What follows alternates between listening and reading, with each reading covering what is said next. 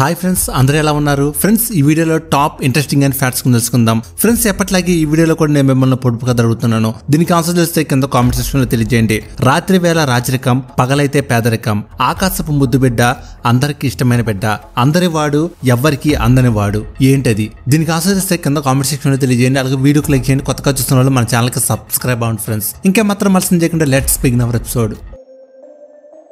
Atlas అనే ఒక సీతాకోక చిలక ఉందని మీకు తెలిస్తే మీరు నిజంగా ఆశ్చర్యపోతారు. దాని రెండు రెక్కలు సరిగ్గా కోబ్రా పాములా కనిపిస్తాయి మరియు అది వేటాడే జంతువుల్ని భయపెట్టడానికి, కోబ్రా పాము తలలా కనిపించడానికి దాని రెండు రెక్కలను ఉపయోగిస్తుంది. ఇండియా చాలా బాగా డెవలప్ అవుతుంది. 1980, 1990లతో పోలిస్తే ఇప్పుడు చాలా వేగంగా డెవలప్ అయ్యింది. అప్పట్లో ఉన్న ప్రోడక్ట్స్ చాలా వరకు ఇప్పుడు లేవు. కొన్ని కస్టమర్ల ఆసక్తికి తగ్గట్టుగా అప్గ్రేడ్ అయితే మరికొన్ని పాపులర్ బ్రాండ్లు పూర్తిగా కనుమరుగయ్యాయి. ఈ లిస్ట్ లో ఇండియాను ఏలిన వాషింగ్ పౌడర్ బ్రాండ్ నిర్మా కూడా ఒకటి. 1969లో కర్సన్ భాయ్ పటేల్ నిర్మా కంపెనీ స్థాపించారు. తన దివంగత కుమార్తె నిరుపమకు గుర్తుగా దీనికి నిర్మా అనే పేరు పెట్టారు. ఈ బ్రాండ్ పీక్ లో ఉన్నప్పుడు 17,000 కోట్ల సామ్రాజ్యాన్ని స్థాపించింది. కానీ కొన్ని క్రిటికల్ మిస్టేక్స్ కంపెనీని చాలా దారుణంగా దెబ్బతీశాయి. నిర్మా స్టోరీ కర్సన్ భాయ్ పటేల్ అనే ఒక రసాయన శాస్త్రవేత్తతో ప్రారంభమైంది. ఆయన తన ఇంటి వెనక తక్కువ ధరకే లభించే డిటర్జెంట్ ను తయారు చేశారు. అప్పట్లో 15 రూపాయలు ఖర్చు అయ్యే హిందుస్థాన్ యూనిలివర్ సర్ఫ్ తో పోలిస్తే తక్కువ ధరకి, అంటే కేవలం 3 రూపాయలకే నిర్మా సర్ఫ్ ను లాంచ్ చేశారు. దీని క్లీనింగ్ క్వాలిటీ కూడా బాగుండేది. ఇది మధ్యతరగతి, దిగువ మధ్యతరగతి కుటుంబాలకు ఫేవరెట్ ప్రోడక్ట్ గా మారిపోయింది. 1980 నాటికి నిర్మా భారతదేశ డిటర్జెంట్ మార్కెట్ లో 60% వాటాను సొంతం చేసుకుంది. సర్ఫ్ వంటి ఎస్టాబ్లిష్ బ్రాండ్లను కూడా దాటిపోయింది. ఈ బ్రాండ్ కేవలం ధర పరంగానే కాకుండా మనీ బ్యాక్ గ్యారంటీ వంటి క్లెవర్ స్ట్రాటజీలు బాగా వర్కౌట్ అయ్యాయి. బట్టలు శుభ్రంగా లేకపోతే మనీ రిఫండ్ ఇస్తామనే ప్రచారం చాలా పాపులర్ అయ్యింది. అయితే గృహిణులు సంతోషంగా ఉండటం, ఐకానిక్ జింగిల్ అడ్వర్టైజ్మెంట్స్ ప్రొడక్ట్స్ ప్రజలను మరింత దగ్గరికి చేశాయి. హేమా మాలిని, రీనా రాయ్, శ్రీదేవి, సోనాలి బింద్రే వంటి బాలీవుడ్ తారలు ఈ బ్రాండ్ కు అడ్వర్టైజ్మెంట్ చేశారు. అయితే 2000 నాటికి నిర్మా మార్కెట్ వాటా కేవలం 6% పడిపోయింది. దీనికి కారణం మార్కెట్ పోటీ. సర్ఫ్ ఎక్సెల్, ఏరియల్, టైడ్ వంటి మల్టీనేషనల్ బ్రాండ్స్ భారత్లోకి అడుగుపెట్టాయి. ఈ కంపెనీలు advanced stain removal formulas, modern packaging, aggressive marketing campaign తీసుకొచ్చాయి. ఇవి మిడిల్ క్లాస్ ఫ్యామిలీస్ ని అట్రాక్ట్ చేశాయి. నిర్మా ఈ చేంజ్ అందుకోవడంలో విఫలమైంది. అప్పటి నుంచి బ్రాండ్ వాల్యూ పతనం మొదలైంది. ఇతర కంపెనీలు కొత్త ప్రొడక్ట్స్ వేరియంట్స్ లాంచ్ చేశాయి, క్వాలిటీ ఇంప్రూవ్ చేశాయి. కానీ నిర్మా దాని బేసిక్ ఫార్ములా ప్యాకేజింగ్ కి కట్టుబడి ఉంది. ఇన్నోవేషన్ లేకపోవడంతో బ్రాండ్ పాతదనే పేరు వచ్చేసింది. భారతదేశ ఆర్థిక వ్యవస్థ అభివృద్ధి చెందడంతో, ప్రజల కొనుగోలు శక్తి పెరగడంతో వినియోగదారులకు నిర్మా చీప్ ప్రొడక్ట్ గా కనిపించింది. దీంతో ప్రీమియం ప్రొడక్ట్లపై ఆసక్తి చూపడం ప్రారంభించారు. మారుతున్న ప్రాధాన్యతకు అనుగుణంగా బ్రాండ్ మారకపోవడమే ఫెయిల్యూర్ కు కారణం. అదే సమయంలో నిర్మా కంపెనీ సిమెంట్, కెమికల్స్, ఎడ్యుకేషన్ వంటి సంబంధం లేని వ్యాపారాల్లోకి అడుగుపెట్టింది. ఈ డైవర్సిఫికేషన్ తో డిటర్జెంట్ బిజినెస్ పై ఫోకస్ తగ్గించింది. వేరే రకాల వ్యాపారాలను సక్సెస్ఫుల్ గా నిర్వహించిన హిందుస్థాన్ యూనిలివర్ కంపెనీల తరహాలో నిర్మా సక్సెస్ కాలేకపోయింది. నిర్మా జర్నీ ఇన్నోవేషన్, అడాప్టబిలిటీ అవసరాలను గుర్తు చేస్తుంది. స్మార్ట్ స్ట్రాటజీలతో ఒక సింపుల్ ఐడియాతో ఎంత పెద్ద వ్యాపార సామ్రాజ్యాన్ని క్రియేట్ చేయవచ్చో చూపించింది. అలాగే మారుతున్న మార్కెట్ వినియోగదారులకు అవసరాలకు అనుగుణంగా అభివృద్ధి చెందకపోతే ఎలాంటి పరిస్థితులు వస్తాయో కూడా తెలిపింది. ఈ ఫోటో 1950 సంవత్సరం నాటిది. ఆ సమయంలో ఇటలీలో బికినీ ధరించడం చట్టవిరుద్ధం. ఆ మహిళ బీచ్ లో బికినీ ధరించి ఉంది కాబట్టి ఒక పోలీస్ అధికారి ఆ మహిళకు బికినీ ధరించినందుకు జరిమానా విధిస్తున్నాడు. సముద్రపు లోతుల్లో జోంబీ వార్మ్స్ అని పిలువబడే పురుగులు కనిపిస్తాయి. అవి ఎముకలు తినడం ద్వారా మనుగడ సాగిస్తాయి. వాటి అసలు పేరు ఓసెడాక్స్. అవి చనిపోయిన తిమింగలాలు మరియు పెద్ద చేపల ఎముకల లోపల రంధ్రాలు చేసి వాటి నుంచి పోషకాలు తీసుకుంటాయి. అంటే వాటిని చూస్తే అవి నిజంగా సముద్రపు జాంబీల్లా అనిపిస్తాయి. ప్రపంచంలో 190కి పైగా దేశాలు ఉన్నాయి. ప్రతి దేశానికి ఒక సొంత రాజధాని ఉంటుంది. రాజధాని అంటే ఆ దేశాన్ని ఒక గుర్తింపు లాంటిది. దేశంలో ప్రభుత్వం అక్కడే కూర్చొని పరిపాలనా కార్యక్రమాలు నిర్వహిస్తుంది. భారతదేశ రాజధాని ఢిల్లీ. అదే విధంగా ప్రతి దేశానికి తమ సొంత రాజధాని ఉంటుందని మీకు తెలుసా? ప్రపంచంలో ఒక దేశానికి మాత్రం రాజధాని లేదు. ఇప్పుడు ఆ దేశం గురించి తెలుసుకుందాం మనం. ఇది ప్రపంచంలోనే అత్యంత ప్రత్యేకమైన దేశం. ఈ దేశానికి అధికారికంగా రాజధాని లేదు. ఆ దేశం పేరు నౌరు. ఇది ఆస్ట్రేలియాకు ఈశాన్య ఈశాన్యంలో పసిఫిక్ మహాసముద్రంలో ఉంది. నౌరు అనేక చిన్న చిన్న దీవులతో కూడిన దేశం. ప్రపంచంలోనే అతి చిన్న ద్వీపకల్ప దేశంగా దీన్ని పిలుస్తారు. నౌరు ఒక చిన్న పగడపు దీవి. ఈ దేశం అంతా చిన్నది కాబట్టి ఒకే ఒక్క రోజులో మొత్తం చుట్టేయవచ్చు. నీలిరంగు సముద్రం, తెల్లటి ఇసుక తీరాలతో ఇది చుట్టుముట్టబడి ఉంటుంది. కేవలం 21 చదరపు కిలోమీటర్ల విస్తీర్ణంలో ఉన్న ఈ దేశం ప్రపంచంలోనే 3వ అతి చిన్న దేశం. నౌరులో మొత్తం జనాభా దాదాపుగా 12,000 మంది మాత్రమే. జనాభా పరంగా ఇది ప్రపంచంలోనే అతి తక్కువ జనాభా కలిగిన దేశాల్లో ఒకటి. మొదట్లో నౌరు ప్లెజెంట్ ఐస్లాండ్ అని పిలిచేవారు. ఒకప్పుడు ఈ దేశం జర్మనీ, ఆస్ట్రేలియా ఆక్రమణలో ఉండేది. 1968లో నౌరు స్వతంత్రం అయింది. అప్పటి నుంచి ఇది ప్రపంచంలోనే అతి చిన్న స్వతంత్ర దేశంగా నిలిచింది. ఆశ్చర్యకరమైన విషయం ఏంటంటే దీనికి అధికారికంగా రాజధాని లేదు. అయితే ఇక్కడ మీకు ఒక చిన్న డౌట్ వస్తుంది, ప్రభుత్వం ఎక్కడ పనిచేస్తుందని. నౌరు చిన్న దేశం కాబట్టి ఇక్కడ ఎటువంటి నగరాన్ని రాజధానిగా ప్రకటించలేదు. కానీ పార్లమెంట్, రాష్ట్రపతి భవనం వంటి ముఖ్యమైన ప్రభుత్వ భవనాలు అన్ని యురేన్ జిల్లాలో ఉన్నాయి. అందువల్ల యురేన్ అనధికారిక రాజధానిగా పరిగణిస్తారు. అయితే అధికారికంగా రాజధాని హోదా ఇవ్వలేదు. నౌరులో ఆర్థిక వ్యవస్థ ఒకప్పుడు ఫాస్ఫేట్ గనులపై ఆధారపడి ఉండేది. కానీ ఫాస్ఫేట్ అయిపోయిన తర్వాత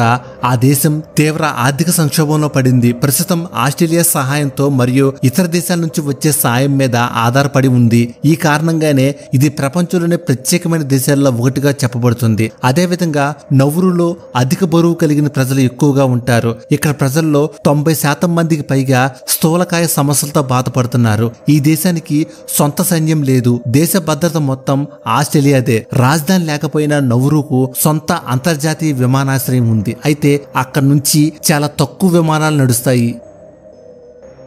టీ తాగేటప్పుడు చాలా మంది బిస్కెట్లో ముంచి తింటారు. టీతో బిస్కెట్ తింటే హై బీపీ వచ్చే ప్రమాదం ఉందని వైద్య నిపుణులు చెబుతున్నారు. దీనివల్ల గుండెపోటు ప్రమాదం పెరుగుతుందని హెచ్చరిస్తున్నారు. టీతో పాటు బిస్కెట్ తినడం వల్ల షుగర్ లెవెల్స్ పెరిగి దీర్ఘకాలంలో డయాబెటీస్ కూడా వస్తుందని సూచిస్తున్నారు.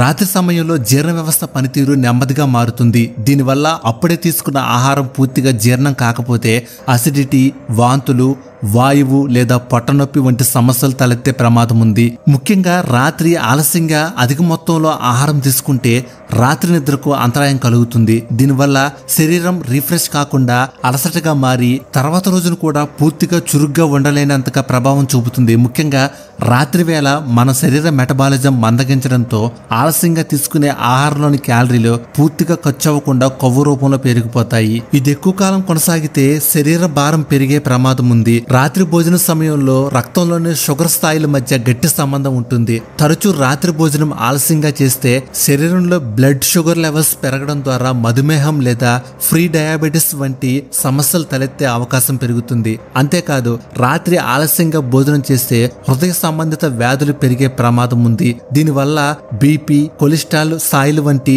అంశాలు విరుద్ధంగా మారతాయి. అందువల్ల మన ఆరోగ్యం కాపాడుకోవాలంటే రాత్రి భోజనాన్ని సాయంత్రం 7 గంటలలోపు పూర్తి చేయడం మంచిది. రాత్రిపూట తేలికపాటి ఆహారం, జీర్ణమయ్యే ఆహారం మాత్రమే తీసుకోవాలి. భోజనం తర్వాత తక్కువగా నీరు తీసుకుంటూ కొంత నవలడం శ్రేయస్కరం. ఇలాంటి నియమాలు పాటిస్తే మధుమేహం, గుండెపోటు, ఊబకాయం వంటి అనారోగ్య సమస్యల నుంచి కాపాడుకోవచ్చు.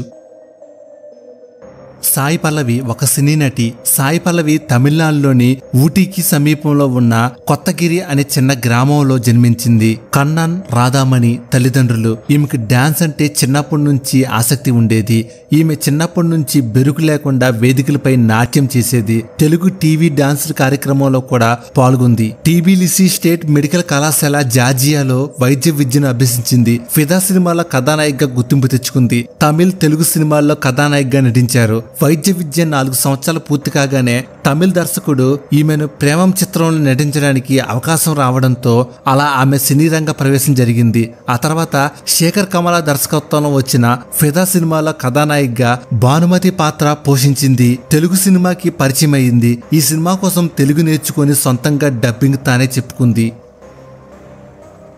మనం టాయిలెట్కి పని కానివ్వడానికి వెళ్ళినప్పుడు మన శరీరం రిలాక్స్ అయ్యి 1 మరియు 2 బయటికి వస్తాయి. మరి మీకు తెలుసా, స్పేస్లో ఉండే ఆస్ట్రోనాట్స్ 1 మరియు 2 సపరేట్గా కానివ్వాల్సి ఉంటుంది. అది ఎందుకంటే వారి యూరిన్ని మొత్తం కలెక్ట్ చేసి రీసైకిల్ చేయడంతో వారికి మళ్ళీ తాగడానికి నీరు లభిస్తాయి.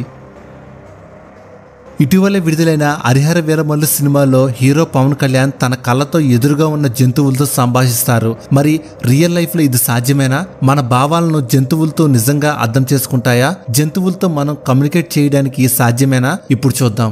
మనుషులు పెంపుడు జంతువులకు మధ్య ఒక ప్రత్యేకమైన అనుబంధం ఉంటుంది. యుఎస్ఏ స్టడీ ప్రకారం దాదాపుగా 62% మంది ప్రజలు తమ పెంపుడు జంతువులు తాము చెప్పే మాటలు అర్థం చేసుకుంటాయని నమ్ముతారు. కొన్ని కుక్కలు, కోతులు, డాల్ఫిన్లు మన భాషను అర్థం చేసుకోగలమని సైంటిస్టులు నిరూపించారు. అందుకు రీకో, చేంజర్ అనే కుక్కలే నిదర్శనం. రీకో అనే కుక్క 200కు పైగా వస్తువుల పేర్లు గుర్తుంచుకొని వాటి పేరు చెప్పగానే ఆ వస్తువులు తెచ్చి ఇచ్చేది. చేంజర్ అనే డాగ్ అయితే 1000కు పైగా వస్తువులను గుర్తుంచుకొని అలాగే కొత్త వస్తువు పేర్లను సైతం కూడా ఊహించింది. ఉదాహరణకు తాను ఇంతకు ముందు పెన్నడు చూడని ఓ బొమ్మను తీసుకురమ్మని అడిగితే తాను తెలిసిన బొమ్మల మధ్యన ఆ బొమ్మను ఉంచినప్పుడు మిగతావన్నీ కాదని గుర్తించి ఆ బొమ్మను ఎంచుకుంది. జంతువులతో మనం నేరుగా మాట్లాడటం సాధ్యం కాకపోయినప్పటికీ మన భావాలను, కొన్ని మాటలను అవి అర్థం చేసుకోగలవు. జంతువుల చేష్టల ద్వారా వాటి భావాలను మనం తెలుసుకోవడం కూడా కొన్నిసార్లు సాధ్యమవుతుంది.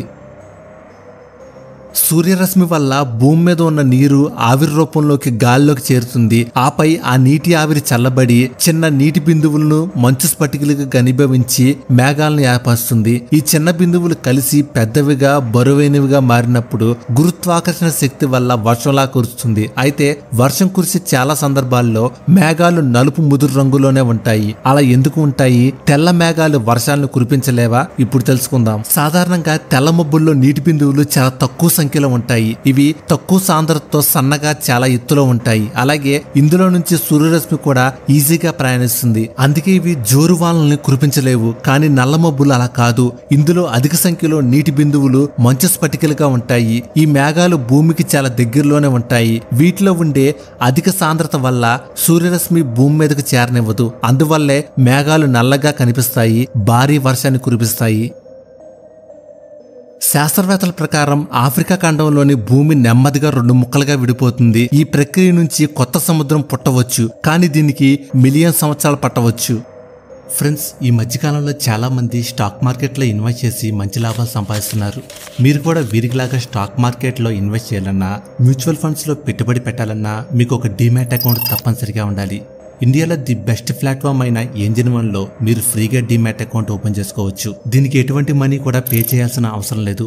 డిస్క్రిప్షన్ మరియు కామెంట్ సెక్షన్లో ఇచ్చిన లింక్ మీద క్లిక్ చేసి మీరు డీమ్యాట్ అకౌంట్ ఓపెన్ చేసుకుంటే ఇందులో మీరు IPOs, mutual funds, gold, commodity trading, futures and ఆప్షన్స్తో పాటు యుఎస్ కంపెనీలు అయినటువంటి Google, Facebook, Netflix, Amazon, Tesla, Microsoft వంటి స్టాక్స్లో కూడా మీరు ఇన్వెస్ట్ చేయవచ్చు. ఇందులో మీరు కేవలం 100 రూపాయలతో కూడా ట్రేడింగ్ స్టార్ట్ చేయవచ్చు. అలాగే మీరు మీ ఫ్రెండ్స్ కూడా రికమెండ్ చేసి మనీని సంపాదించవచ్చు. మీరు డీమ్యాట్ అకౌంట్ ఓపెన్ చేయాలంటే pan card, Aadhaar card, bank account book ఉంటే చాలు. విత్ ఇన్ 5 minutes మీకు మీరే అకౌంట్ ఓపెన్ చేసుకోవచ్చు. ఇంకెందుకు ఆలోచిస్తున్నారు? ఈ వీడియో కింద ఉన్న డిస్క్రిప్షన్ మరియు కామెంట్ సెక్షన్లో ఇచ్చే లింక్ మీద క్లిక్ చేసి విత్ ఇన్ 5 minutesలో అకౌంట్ ఓపెన్ చేసుకొని సక్సెస్ఫుల్గా ట్రేడింగ్ స్టార్ట్ చేయండి. మరికొన్ని ఇంట్రెస్టింగ్ అయిన విషయాలు తెలుసుకుంటాకి సిటీసీ ప్యాడ్స్ని సబ్స్క్రైబ్ చేయండి. వీడియో పెట్టగానే నోటిఫికేషన్ రావాలంటే పక్కనే బెల్ సింబల్ కనపడుతుంది, దాన్ని కూడా యాక్టివేట్ చేయండి. ఈ వీడియో కానీ మీకు నచ్చితే లైక్ చేయండి. అలాగే మీ ఫ్రెండ్స్ అందరికీ వాట్సాప్, ఫేస్బుక్ గ్రూపుల ద్వారా ఈ వీడియోని షేర్ చేయండి. మీ అభిప్రాయాన్ని కామెంట్ ద్వారా కూడా తెలియజేయండి. Thank you for watching.